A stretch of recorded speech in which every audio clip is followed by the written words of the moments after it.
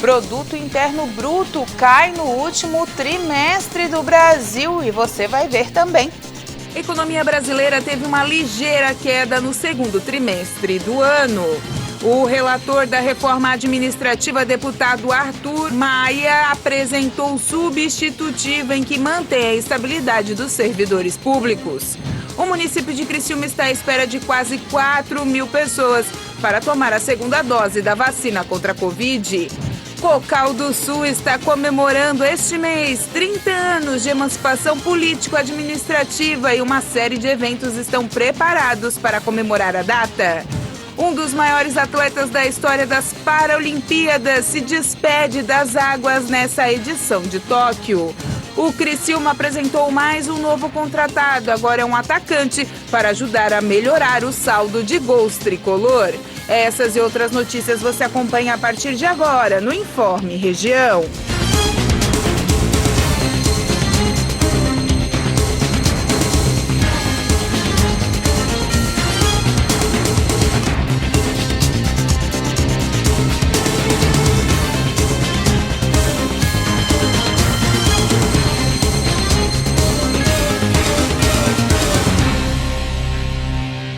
Olá, boa tarde. Hoje, 2 de setembro de 2021, quinta-feira brasileira. E a economia brasileira teve uma ligeira queda no segundo trimestre do ano. O PIB de maio e de junho foi negativo em 0,1%. Alguns fatores foram os responsáveis diretos pelo resultado. Além das sequelas da pandemia, o país está enfrentando uma das maiores crises hídricas de todos os tempos e a renda média de trabalhadores está em queda, mesmo com a criação de novas vagas com registro em carteira. No total, a geração de riquezas do segundo trimestre, que caiu 0,1% depois de 3 altas seguidas, foi de 2 trilhões e 100 bilhões de reais. O acumulado de 12 meses é de 1,8%. Em relação ao primeiro trimestre do ano, a agropecuária caiu 2,8%. A baixa da indústria ficou em 0,2%. E o setor de serviços aumentou 0,7%. Pelo lado da demanda, o consumo do governo aumentou 0,7%. O resultado das famílias foi igual a zero. E os investimentos caíram 3,6%. De acordo com o IBGE, o Produto Interno Bruto do Brasil recuou 0,1% no segundo trimestre, na comparação com os 3 meses anteriores. O Produto Interno Bruto é a soma de todos os serviços e bens produzidos pelo país em um determinado período, e é o termômetro da evolução da atividade e capacidade de uma economia gerar riqueza e renda. A comparação foi feita com os meses de janeiro, fevereiro e março. Os números mostram que a economia perdeu fôlego depois de um avanço de 1,2% no primeiro trimestre e depois de 3 trimestres de altas. Comparado com o mesmo período de 2020, o PIB cresceu 12,4%. No período de junho de 2020 a junho de 2021, o crescimento foi de 1,8% e o PIB chegou a 2 trilhões e 100 bilhões de reais. A maior queda foi da agropecuária, seguida pela indústria. Entre as altas, os serviços cresceram 0,7% na comparação com o primeiro trimestre, com o setor sendo impulsionado pelo avanço da vacinação contra a Covid e a reabertura das atividades presenciais. O aumento da inflação foi um dos principais fatores para essa queda. Mesmo com programas de auxílio do governo, o aumento de crédito para as pessoas físicas e a melhora no mercado de trabalho, a massa salarial real está em queda, o que impacta no consumo das famílias. A expectativa do mercado financeiro para o crescimento da economia em 2021 foi reduzida de 5,27% para 5,22%.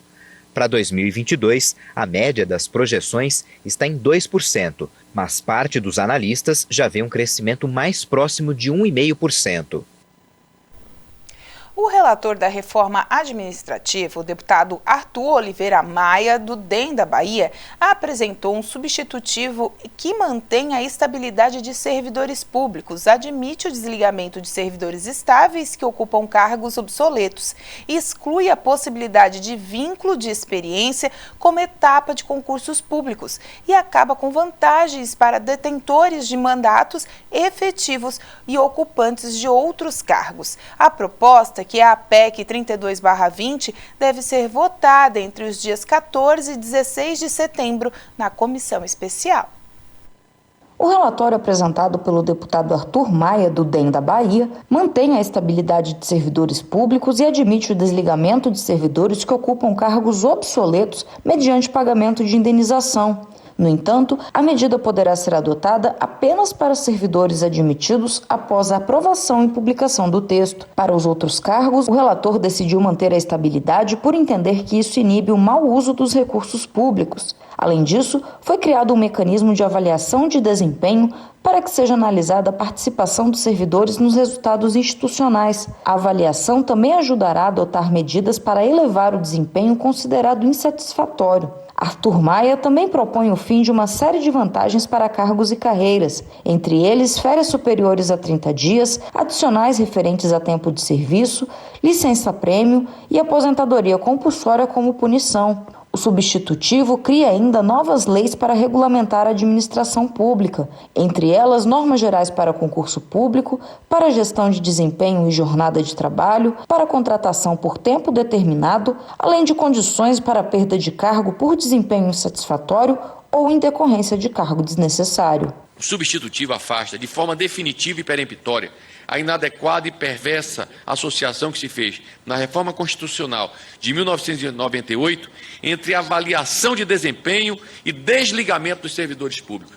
Isso, na minha opinião, faço aqui um breve parêntese, isso de fato foi o óbice principal para que não houvesse, ao longo desses 23 anos, aqui nesta casa, a regulamentação da avaliação de desempenho, porque ela, desde a reforma de 88, ela foi inserida no direito positivo brasileiro como sendo uma forma de punir o servidor, quando, na verdade, ela deve ser uma forma de promover o bom servidor e de permitir que a sociedade tenha permeabilidade de opinião com o serviço público.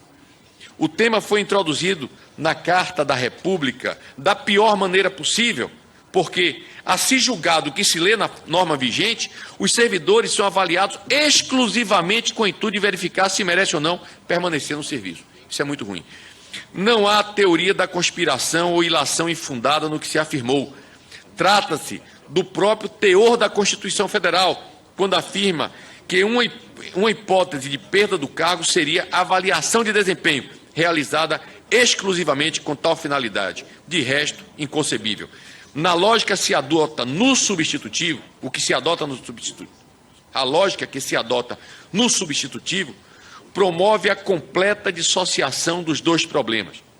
A avaliação de desempenho não será mais levada a termo com o propósito de desligar servidores, mas para incentivá-los a prestar melhores serviços. Naturalmente, nem sempre se obterá este resultado, ao cabo o único pretendido. Mas apenas nessa hipótese se passa a examinar a necessidade do desligamento do servidor. Quando se abre um processo administrativo para perda de cargo por insuficiência de desempenho, esse não se encontra mais sob questionamento. O consolidado motivo do desligamento, a questão a enfrentar, não lhe dirá mais respeito. O que se examinará será a sua capacidade de produzir o efeito dele decorrente. Isso é, se de fato o mau desempenho existiu, se o resultado deve ser atribuído ao servidor, regra geral, ou aos gestores, exceção que não deve ser desprezada na análise do problema. E a seguir, Cocal do Sul se prepara para celebrar os seus 30 anos de emancipação.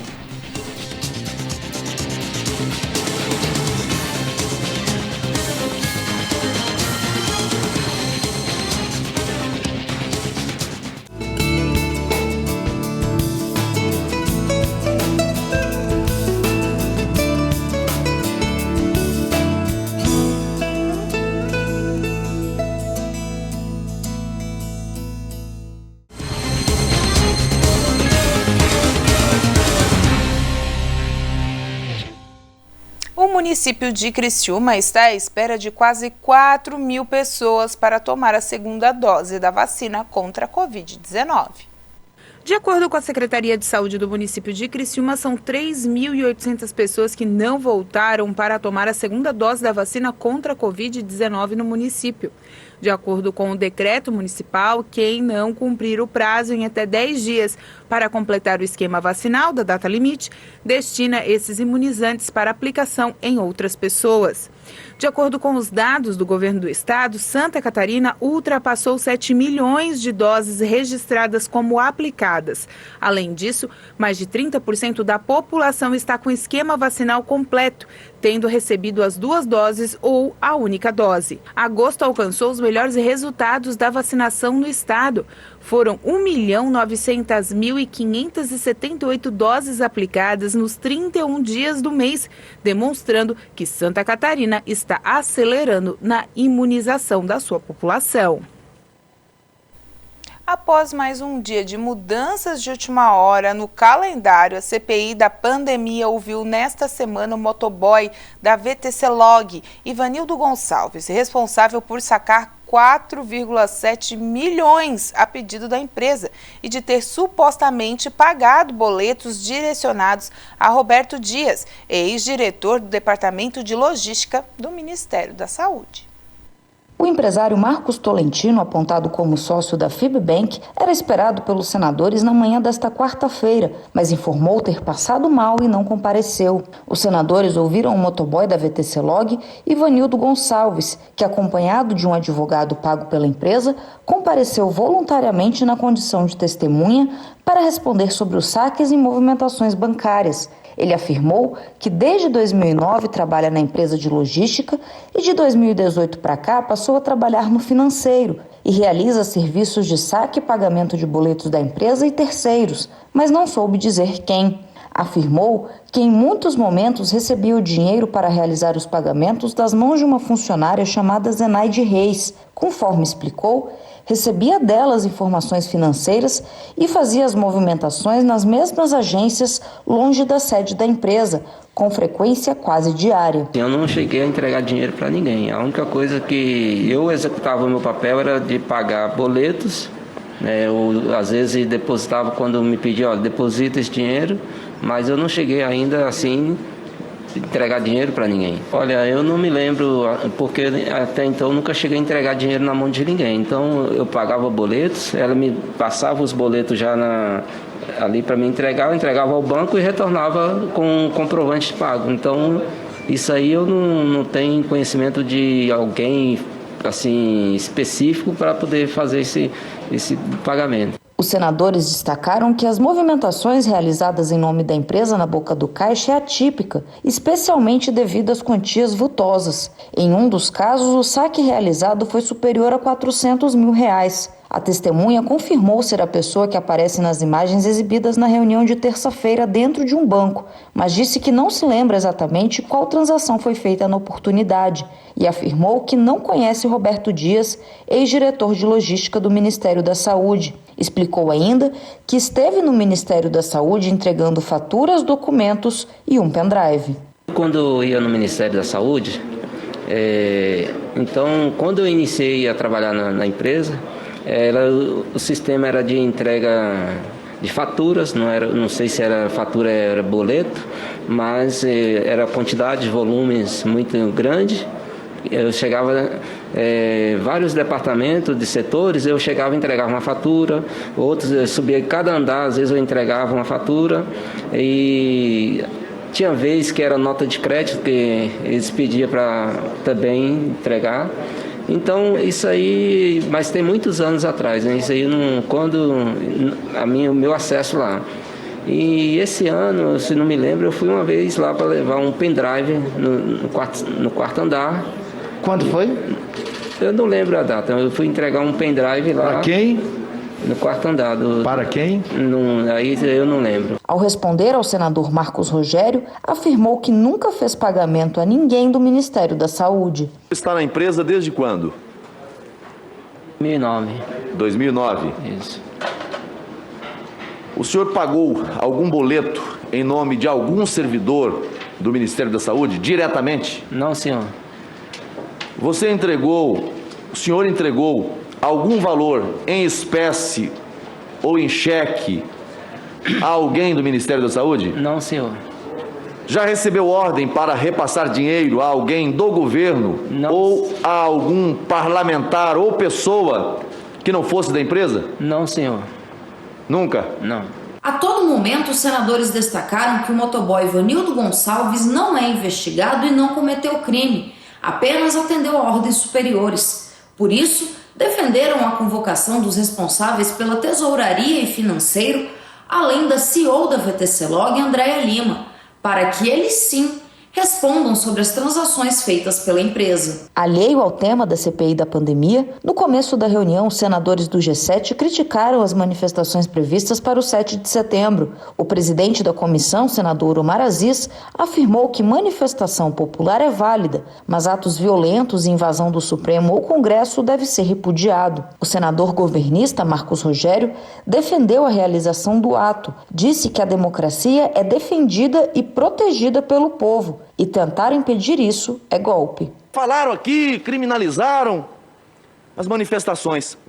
Esqueceram que o artigo 1º da Constituição Federal vai dizer que o poder nasce do povo. O poder nasce do povo.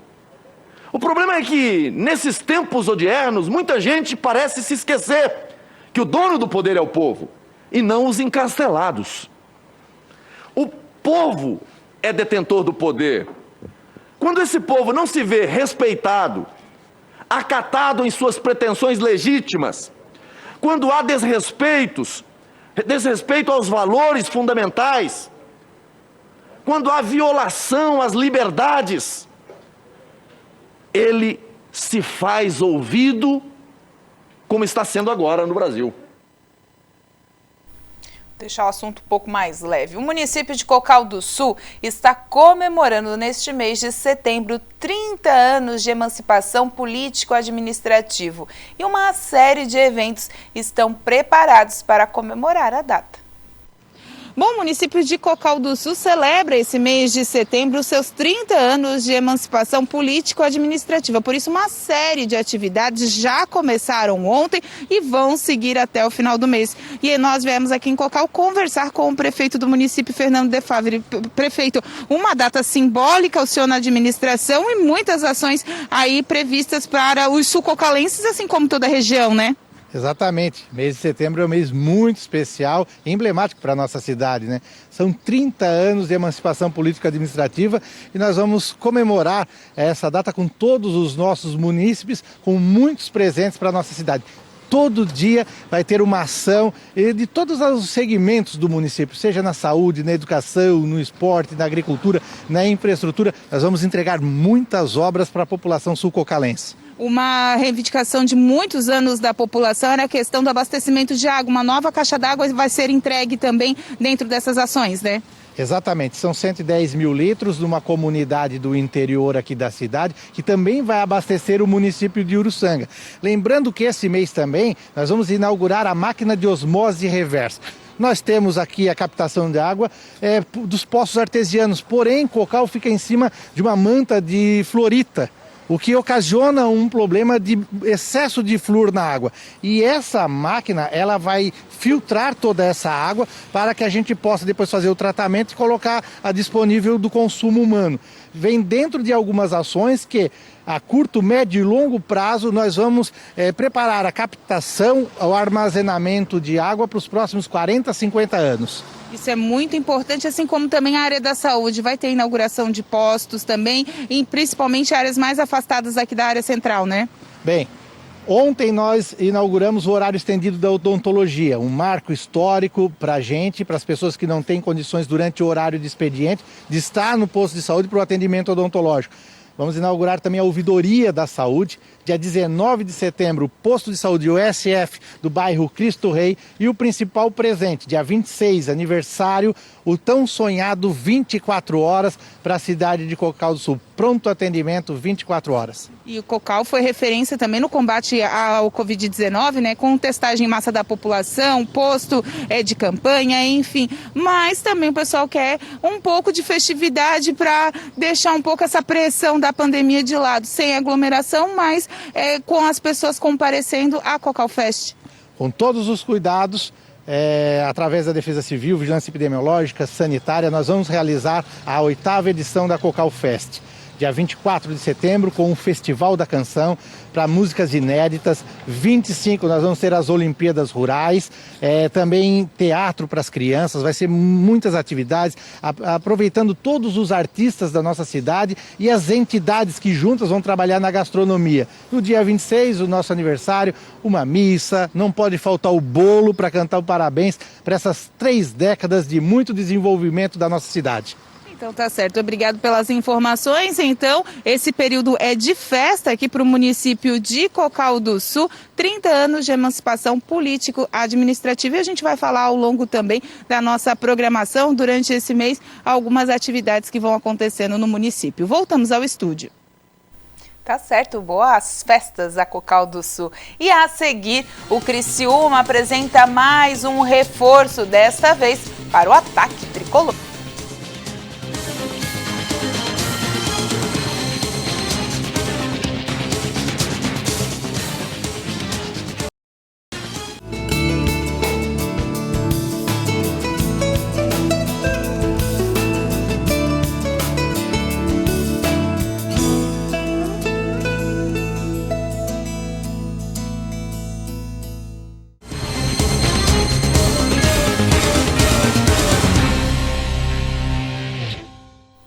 Um dos maiores atletas da história das Paralimpíadas se despediu das águas nessa edição de Tóquio. É o nadador brasileiro Daniel Dias, que tem nada mais, nada menos que 27 medalhas no currículo. For the last time, we will see Daniel Dias in the pool. Considerado o maior atleta paralímpico do Brasil, o nadador Daniel Dias encerrou a brilhante carreira esportiva no final da noite de terça-feira em Tóquio, no Japão. Dias ficou no 4º lugar na prova dos 50 metros livres da classe S5, para atletas com deficiências físicas. O resultado pouco importou para o desfecho da carreira do medalhista de 33 anos. Afinal, um campeão não se resume apenas ao número de medalhas, títulos e troféus conquistados. Por 14 anos, o atleta foi símbolo do movimento paralímpico brasileiro, conquistando 27 medalhas nas 4 edições das Paralimpíadas. Foram 14 ouros, 7 pratas e 6 bronzes. Em Parapãs, o atleta repetiu o feito conquistando 33 medalhas, todas de ouro. Além de medalhista, Dias conquistou por 3 vezes o Prêmio Laureus, considerado o Oscar do esporte nos anos de 2009, 2013 e 2016. Este ano, o paratleta foi convidado para participar do Conselho do Prêmio Laureus, para atletas comprometidos em usar a força do esporte para melhorar a vida de jovens em todo o mundo. E o Criciúma apresentou mais um novo contratado, agora é um atacante, para ajudar a melhorar o saldo de gols do tricolor. O Criciúma apresentou de forma oficial o atacante Enan na manhã desta quinta-feira no Centro de Treinamentos Antenor Angeloni. O atleta, que foi um dos artilheiros da Série C no ano passado, quando conquistou o título da competição nacional pelo Vila Nova, já treinou com o elenco do Tigre. Ao vestir a camisa tricolor pela primeira vez, ele falou da motivação do novo desafio da carreira e da sua experiência como atleta. Eu acho que devido à experiência, né, já venho preparado, né, eu acho que fazem 2 semanas que a gente já vem conversando com a equipe do Criciúma, né, andei acompanhando alguns jogos, então assim, estou aqui para somar, sei que é um momento difícil onde o clube precisa alcançar o primeiro objetivo, que é a classificação, né? Eu acho que independente se é primeiro ou quarto colocado, o importante é classificar. Então assim, já cheguei, já treinei, já pude ver que o grupo é um grupo qualificado, um grupo bem treinado pelo Paulo Baier, né? Então espero chegar para somar e poder ajudar. Sobre a cobrança no setor ofensivo do tricolor, o atacante se disse preparado. O próprio agora no Vila, né? Ano passado, quando eu cheguei na Série C, O pessoal também contestava muito o ataque, né? Eu acho que o Vila, depois do Frontino em 2015, nunca tinha acertado um camisa 9 que tinha feito muitos gols, né? Graças a Deus eu pude chegar na Série C ano passado, fui artilheiro da equipe, né? Acabei sendo artilheiro da equipe no ano, fui vice-artilheiro da Série C, a gente foi campeão, então eu consegui acrescentar e ajudar. Então, assim, espero chegar aqui no Criciúma, somar com meus companheiros e poder ajudar da melhor maneira possível. Enan Farias da Silveira, de 34 anos, tem um currículo conhecido no futebol brasileiro. Iniciou a carreira no União Barbarense e logo passou pelo futebol suíço. No FC Lugano, entre outros clubes, ele atuou no Atlético Paranaense, Red Bull Brasil, Guarani, Santo André, São Bento, Botafogo, Ferroviária e no futebol coreano são 3 temporadas. No futebol catarinense, o atacante esteve no Figueirense em 2007 e 2018. Nas 2 últimas temporadas, no Vila Nova, marcou 10 gols na campanha do título da Série C da equipe goiana. E com essa informação a gente encerra o Informe Região desta quinta-feira. Você que quer saber mais sobre informações da nossa região, é claro, acompanhe através das nossas redes sociais, seguindo no Instagram e no Facebook, @TV Primavera e, é claro, no nosso canal do YouTube. A todos vocês, uma boa noite. Até amanhã.